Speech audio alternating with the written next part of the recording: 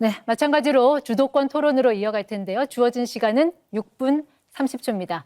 발언권은 먼저 이준석 후보한테 있습니다. 시작하시죠.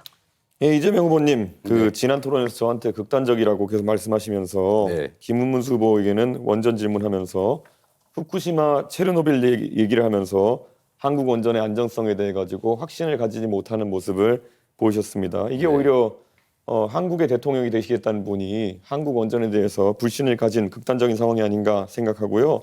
자, 그러면은 중국 원전에 대해서 한번 여쭤보겠습니다. 중국 동쪽 지역에는 원전이 많이 몰려 있고요. 이게 사고가 날 경우에는 대한민국의 직격탄인데 이건 어떻게 위험도를 평가하십니까?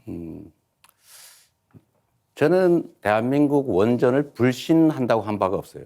안전성에 우려가 있다. 안전성에 우려가 있죠. 그 안전 관리 비용이 엄청나게 많이 든다는 말씀을 먼저 드립니다. 사고는 잘 안 나겠죠. 그러나 사고가 날 경우에는 엄청난 피해가 발생할 수 있다. 그게 50년에 한 번이든 100년에 한 번이든 그 점을 고려해야 되고, 중국 동해안에 원전들이 많이 있는 건 저도 아는데 그 점과 거기 원전 많으니까 우리나라에 원전 많아도 괜찮다, 그런 건 아니죠. 거기가 위험하니까 우리나라 위험해도 괜찮다, 그렇게 말하면 안 되는 거죠.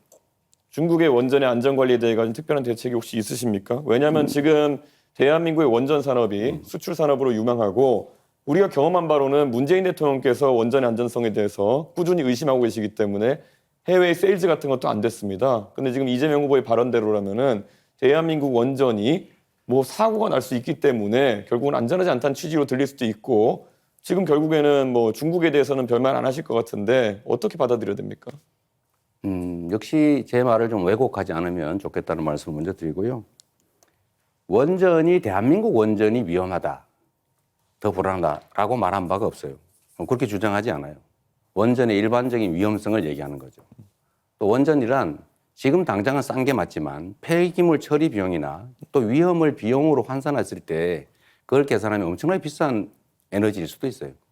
또 한 가지는 지금 이미 유럽에서는 원전 생산 원가보다 풍력 발전 원가가 더 떨어지고 있습니다. 그 점을 고려할 필요가 있어요. 그거 다 감안해가지고 원전이 더 싸다고 제가 그때 말씀드린 거고요. 그 LCOE라는 단가로 말씀드린 거고요. 그리고 지금 미세먼지 문제 때문에 이재명 후보께서 중국과 일본과 협력하겠다는 취지로 말씀하셨는데요. 네. 미세먼지는 편서풍지대에서 서쪽에서 날아들어오는 것인데 일본과 어떤 협력을 하겠다는 건지가 애매하거든요. 결국 중국이 미세먼지의 원인의 대부분이라는 것을 말하는 데 있어가지고 일본이 개입할 여지가 있는지, 실제 일본 같은 경우에는 일본 대부분 지역이 중국발 미세먼지 영향권에서 벗어나 있습니다. 어떤 협력을 일본과 하시겠습니까? 글쎄요. 거기서 완전히 벗어나 있다는 것은 저는 우리 이준석 후보님의 일방적 의견 같고요. 그게 한반도까지는 피해를 끼치는데 일본에는 전혀 피해를 안 끼친다, 일본에는 아무 관심이 없다, 저는 그렇게 생각하지 않아요.